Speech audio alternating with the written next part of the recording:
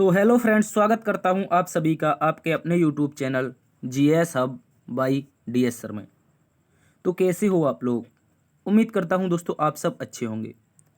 आज की इस श्रृंखला में हम देखने वाले हैं Indian air force F CAT 2 exam analysis 2023। और एफ कैट एग्ज़ाम एनालिसिस में हम देखेंगे दोस्तों जीएस जीके का क्वेश्चन पेपर। आपको बता दूं, जो एफ कैट का एग्ज़ाम होता है उसमें आपकी 25 नंबर की जीएस जीके पूछी जाती है, यानी कि जीएस पूछी जाती है। तो इसी से संबंधित आज जो आपका एग्जाम हुआ है उससे जो आज क्वेश्चन पूछे गए हैं उन सभी का हम आज एनालिसिस करेंगे। इंपॉर्टेंट क्लास रहने वाली है। जिन भी विद्यार्थियों का एग्जाम लगा हुआ है उनके लिए ये क्लास शानदार साबित होगी। चलते हैं दोस्तों आज के पहले प्रश्न की तरफ। देखो, कुछ इस तरह से क्वेश्चन रहेंगे। आज हम देखेंगे एफ कैट 2 एग्जाम 2023 का एनालिसिस। और आज की श्रृंखला में है 26 अगस्त, और 26 अगस्त में जो सभी शिफ्टों में लगभग आपके महत्वपूर्ण 25 प्रश्न बन सकते थे उन सभी का आज हम एनालिसिस करेंगे। देखिए, कुछ इस तरह से क्वेश्चन है। देखिए, कह रहा है कि the first female governor of India. ऐसा क्वेश्चन आया था कि जो भारत की पहली महिला राज्यपाल हैं वो कौन बनी है। इसके अतिरिक्त सेकंड क्वेश्चन था who is the missile women of India. Bharat की मिसाइल वुमेन ऑफ इंडिया कौन है, ऐसा क्वेश्चन पूछा गया था। इसके अतिरिक्त क्वेश्चन अगला पूछा गया था in which summit carbon created was, यानी कि जो आपका कार्बन प्रोटोकॉल हुआ था, कार्बन से संबंधित जो प्रोटोकॉल हुआ था वो किस समिट में हुआ था। इसके अतिरिक्त एक क्वेश्चन पूछा गया था which aircraft used in Surya Kiran exercise. देखिए, जो सूर्य किरण एक्सरसाइज होती है भारत और नेपाल के बीच में, उसमें भारत की तरफ से कौन सा एयरक्राफ्ट भाग लेता है, ऐसा क्वेश्चन आया था। देखिए, एयरफोर्स का क्वेश्चन है तो एयरफोर्स से संबंधित तो क्वेश्चन आने ही वाले हैं। जो आपके फेवरेट एयरक्राफ्ट होंगे उनसे संबंधित क्वेश्चन आएंगे। और एक क्वेश्चन दोस्तों करंट अफेयर में था कि Padma Vibhushan award for ORS, यानी कि ओआरएस के निर्माण के लिए किसे पद्म विभूषण दिया गया है। और भी महत्वपूर्ण प्रश्न रहने वाले हैं, उन सभी का हम डिटेल से अध्ययन करेंगे और जानेंगे कि आने वाले दिनों में किस प्रकार से क्वेश्चन में एग्जाम में क्वेश्चंस पूछे जा सकते हैं। चलते हैं दोस्तों आज के पहले प्रश्न की तरफ। आज का पहला प्रश्न आपसे पूछा गया था who is the missile women of India. देखिए, अगर बात कर ले मिसाइल वुमेन ऑफ इंडिया की तो याद रखना है डॉक्टर टेसी थॉमस। कौन है? इंपॉर्टेंट क्वेश्चन है, याद रखेंगे। डॉक्टर टेसी थॉमस को मिसाइल वुमेन ऑफ इंडिया कहा जाता है। याद रखेंगे इन 2018 यानी कि 2018 में सी became the director general of aeronautical system of DRDO, यानी कि 2018 में दोस्तों ये आपकी डायरेक्टर जनरल के पद पर रह चुकी हैं, जो आपका डीआरडीओ का एरोनॉटिकल वाली विंग है उसमें। ठीक है, इसको याद रखेंगे। इसके अतिरिक्त इनको दोस्तों डॉक्टर टेसी थॉमस को लाल बहादुर शास्त्री नेशनल अवार्ड भी दिया जा चुका है।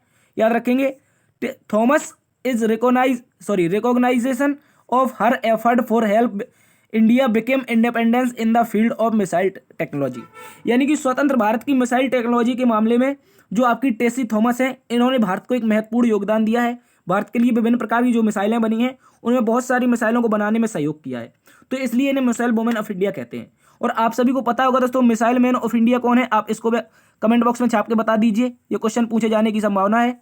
तो याद रखेंगे ये हो जाएंगे दोस्तों एपीजे अब्दुल कलाम। कौन हो जाएंगे?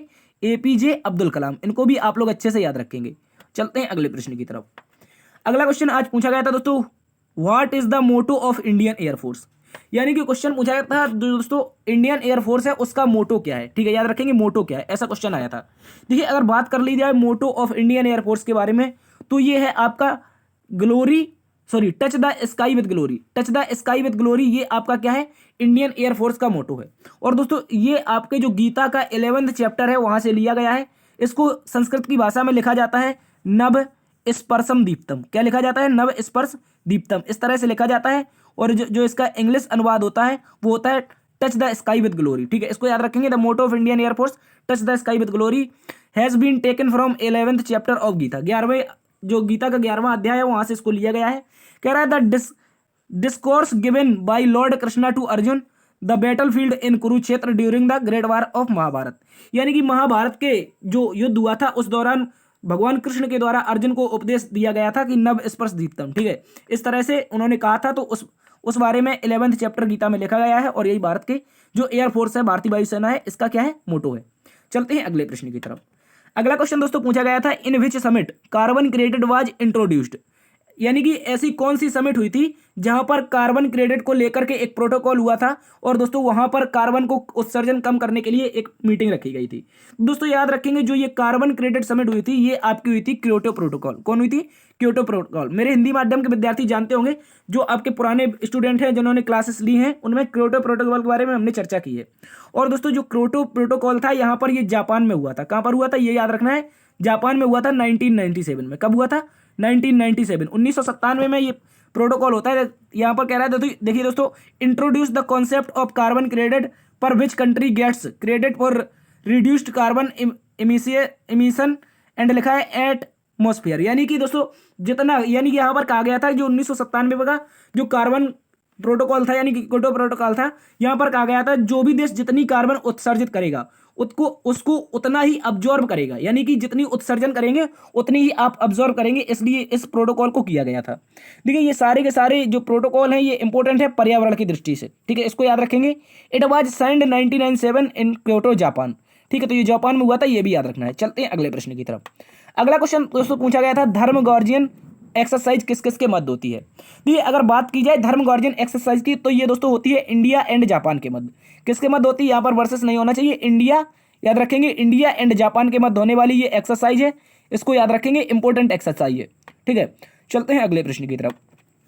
अगला क्वेश्चन दोस्तों आपसे पूछा गया था समुद्र शक्ति एक्सरसाइज के बारे में। किसके बारे में पूछा गया था? तो याद रखेंगे जो समुद्र शक्ति एक्सरसाइज है किन किन देशों के मध्य होती है, तो याद रखना है दोस्तों समुद्र शक्ति एक्सरसाइज। यहां पर कह रहा है the successful completion of exercise समुद्र शक्ति 2003, यानी कि 2023 में जो आपकी हुई है, ये लिखा है इल्यू स्टार्टेड, यानी कि ये जो स्टार्ट हुई है ए स्ट्रॉन्ग पार्टनरशिप, एक मजबूत रिश्तेदार यानी कि दावेदारी मजबूत दोस्ती के लिए, और इंडिया और इंडोनेशिया किसके किसके मध्य हुई है? तो याद रखना है जो समुद्र शक्ति युद्धाभ्यास है ये दोस्तों इंडिया और इंडोनेशिया के मध्य होता है, और 2023 में अभी ये सक्सेसफुल आपका हो भी चुका है, ठीक है, इसको याद रखेंगे। चलते हैं अगले प्रश्न की तरफ। अगला क्वेश्चन पूछा दोस्तों विच एयरक्राफ्ट यूजेस इन सूर्यकिरण एक्सरसाइज, यानी कि जो सूर्यकिरण एक्सरसाइज होती है ये दोस्तों होती है आपकी भारत नेपाल के मध्य। किसके मध्य होती है? तो याद रखना है दोस्तों इंडिया, एक मिनट यहां पर याद रखना है आपको, इंडिया वर्सेस यानी कि इंडिया एंड नेपाल के मध्य होने वाली जो एक्सरसाइज है ये आपका नाम है सूर्यकिरण एक्सरसाइज। और दोस्तों इसमें जो एयरक्राफ्ट भारत की तरफ से भाग लेता है उसका नाम है हॉक MK132। क्या है? Hoc MK132। ये इस एक्सरसाइज में आपका ये एयरक्राफ्ट भाग लेता है, इसको आप लोग अच्छे से याद रखेंगे। चलते हैं अगले प्रश्न की तरफ। अगला क्वेश्चन दोस्तों पूछा गया था पद्म विभूषण फॉर ORS, यानी कि 2023 में जो पद्म विभूषण मिले हैं, 2023 में जो पद्म विभूषण मिले हैं ये कुल मिलाकर के 6 लोगों को दिए गए हैं। कितने लोगों को? 6 लोगों को।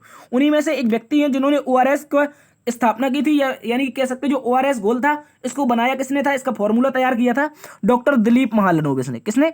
डॉक्टर दिलीप महालनोबिस ने। और इसी के कारण इनको क्या मिला है दोस्तों? पद्म विभूषण मिला है। कुल मिलाकर के 6 व्यक्ति हैं। देखिए यहाँ पर एक आपके मुलायम सिंह यादव हैं। कौन है? याद रखेंगे, मुलायम सिंह यादव, ठीक है, मुलायम सिंह यादव जी हैं। और इसके अतिरिक्त दूसरे आपके जाकिर हुसैन है जो कि तबला वादक है, ठीक है, जाकिर हुसैन है। और इसके अतिरिक्त दोस्तों आपके तीसरे हो जाएंगे कौन? दिलीप महालनोबिस। चौथे आपके हैं, यहां पर कमेंट बॉक्स से छाप के बताएंगे, एक कृष्णा करके व्यक्ति है। कौन है? कृष्णा है, ठीक है। इसके अतिरिक्त आपको 2 और नाम बताने हैं कमेंट बॉक्स में, कौन कौन से वो व्यक्ति हैं जिनको पद्म विभूषण दिए गए हैं। और यदि आपने अभी तक इस क्लास को नहीं देखा, देखिए जब पद्म विभूषण दिए गए थे तो वहां हमने पद्म विभूषण से संबंधित एक आपको क्लास करवाई थी, उसको देख लीजिएगा, ठीक है। उससे संबंधित आपके जो भी क्वेश्चन पूछे जाएंगे वो वहीं से आपके छपेंगे, ठीक है। तो इसका जो राइट आंसर हो जाएगा ORS के लिए जो पद्म विभूषण मिला था दोस्तों वो दिलीप महालनोबिस को दिया गया था। चलते हैं अगले प्रश्न की तरफ। अगला क्वेश्चन दोस्तों कह रहा है who is the first female governor of India. अगर बात कर लें भारत की पहली महिला राज्यपाल की, first female governor of India, तो ये आसान क्वेश्चन था, श्रीमती सरोजिनी नायडू इसका राइट आंसर हो जाएगा। क्या हो जाएगा? Shrimati Sarojini Naidu is the right answer, the first female governor of India, ठीक है। चलते हैं अगले प्रश्न की तरफ। अगला क्वेश्चन दोस्तों आपसे पूछा गया था where is the national centre of earth science studies, यानी कि जो अर्थ साइंस स्टडीज के क्षेत्र में जो नेशनल सेंटर यानी कि जो प्रमुख अनुसंधान संस्थान है जो आपका अर्थ यानी कि पृथ्वी विज्ञान मंत्रालय का जो आपका अनुसंधान संस्थान है वो कहां पर स्थित है। तो ऐसा क्वेश्चन आया था, तो याद रखेंगे ये हो जाएगा आपका तिरुवनंतपुरम। कहां पर? तिरुवनंतपुरम केरला में हो जाएगा। कहां पर हो जाएगा दोस्तों? तिरुवनंतपुरम केरला में हो जाएगा। और दोस्तों याद रखना है आपको इन्हीं के द्वारा, इसी संस्थान के द्वारा आपका समुद्रयान, ये इंपॉर्टेंट क्वेश्चन है, इसको आप लोगों को याद रखना है, समुद्रयान मिशन लॉन्च किया जाएगा।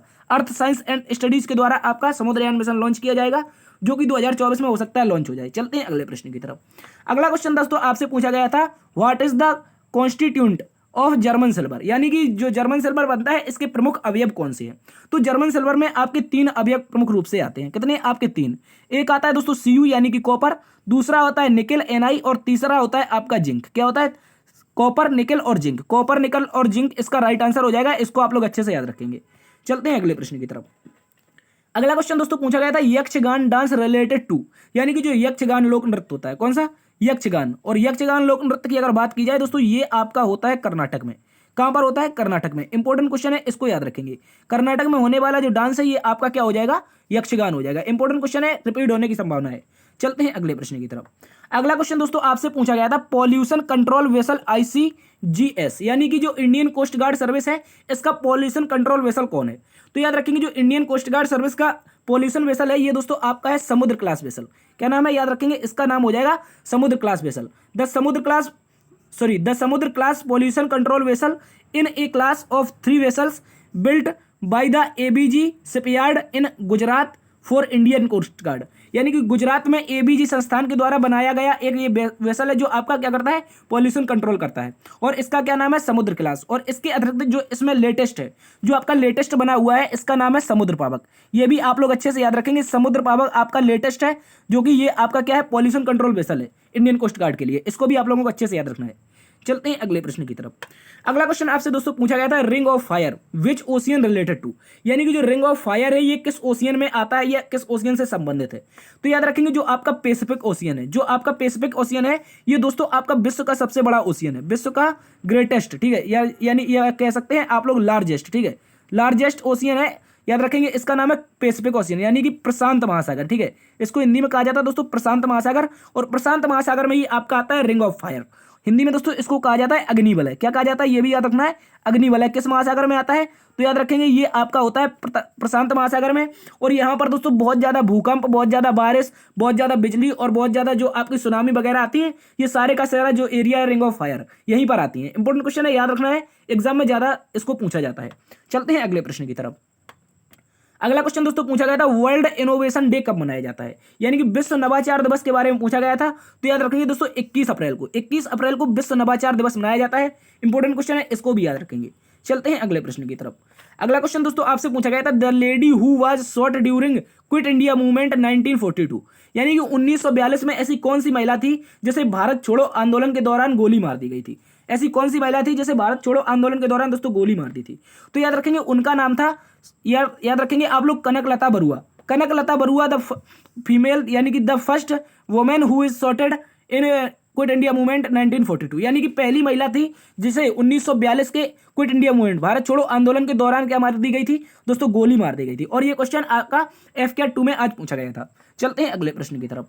अगला क्वेश्चन दोस्तों आपसे पूछा गया था Ramoji movement related to which region. अगर बात कर लेते हैं रामोजी मूवमेंट के बारे में, तो रामोजी मूवमेंट दोस्तों आपका महाराष्ट्र में हुआ था। कहां पर हुआ था? महाराष्ट्र में। महाराष्ट्र में कहां का हुआ था? तो याद रखेंगे सतारा। कहां पर हुआ था? सतारा, ठीक है, एक मिनट, सतारा में हुआ था। इसके अतिरिक्त दोस्तों आपका पुणे में हुआ था, ठीक है, और इसके अतिरिक्त एक और स्थान था, आप लोग इसको भी बताएंगे कमेंट बॉक्स में छाप के। अगर बात कर लेते हैं रामोजी आंदोलन के बारे में दोस्तों, ये आपका हुआ कब था? तो 1882 में हुआ था। कब हुआ था? 1882 में। ये भी इंपॉर्टेंट क्वेश्चन है, इसको याद रखना है, रामोजी मूवमेंट। और रामोजी मूवमेंट याद कैसे रखना है? तो याद रखेंगे दोस्तों भारत की सबसे बड़ी जो फिल्म सिटी है उसका नाम है रामोजी फिल्म सिटी। क्या नाम है? याद रखेंगे भारत की जो सबसे बड़ी फिल्म सिटी है इसका नाम है रामोजी फिल्म सिटी, और ये कहां पर स्थित है? आपकी महाराष्ट्र में स्थित है। इसी से आपको याद रखना है रामोजी मूवमेंट। चलते हैं अगले क्वेश्चन की तरफ। अगला क्वेश्चन दोस्तों आपसे पूछा गया था what is the name of T90 tank. What is the name of T90 tank, यानी कि जो आपका T90 टैंक है इसका नाम क्या है? ठीक है, इसका नाम क्या है? ऐसा क्वेश्चन आया था। देखिए अगर बात कर ली जाए T90 टैंक की, तो दोस्तों ये आपका रसिया से परचेज किया है भारत ने। कहां से? रसिया से। रसिया का एक रसिया का एक अच्छा सा युद्ध यानी कि जो टैंक है, युद्धक टैंक है, विभिन्न युद्धों में इसने भाग लिया है। और जो T90 टैंक है दोस्तों, T90 टैंक है, इसको भारत ने खरीदा है और इसका नाम क्या रखा है? तो उसका नाम हो जाएगा आपका भीष्मा टैंक। क्या होगा जाएगा दोस्तों? भीष्मा टैंक। भीष्मा टैंक आपका T90 टैंक के नाम से भारत में जाना जाता है। T90 टैंक को भीष्मा टैंक के नाम से भारत में जाना जाता है। और T90 टैंक जो आया था ये T70 टैंक को रिप्लेस करके आया था, ये भी याद रखना है। तो T90 टैंक का जो नाम है वो हो जाएगा भारत में भीष्मा टैंक। इंपॉर्टेंट क्वेश्चन है, इसको भी याद रखेंगे। तो ये थी साथी आज की क्लास। उम्मीद करता हूं आज की क्लास और एनालिसिस यदि एफ कट का एनालिसिस आपको पसंद आया है तो दोस्तों एक बार से सेशन को लाइक कर देना है, दोस्तों में सेशन को शेयर कर देना है, और चैनल पर यदि नए हैं तो इसको सब्सक्राइब जरूर कर लें, सब्सक्राइब जरूर कर लें। इससे क्या होगा दोस्तों, जब भी आपके लिए एग्जाम होगा, जो भी एग्जाम होगा, विभिन्न प्रकार के एग्जाम की एनालिसिस से संबंधित आपको क्लासेस यहाँ पर मिलती रहेंगी। तो इस चैनल को सब्सक्राइब कर लें जरूर, ठीक है। देखते रहिए जीएस अब बाय डीएस सर। बड़ों का सम्मान करना है, छोटों को प्यार देना। तब तक के लिए अपना भी ख्याल रखना। मिलते हैं कल एक नई क्लास में नई ऊर्जा के साथ। तब तक के लिए जय हिंद।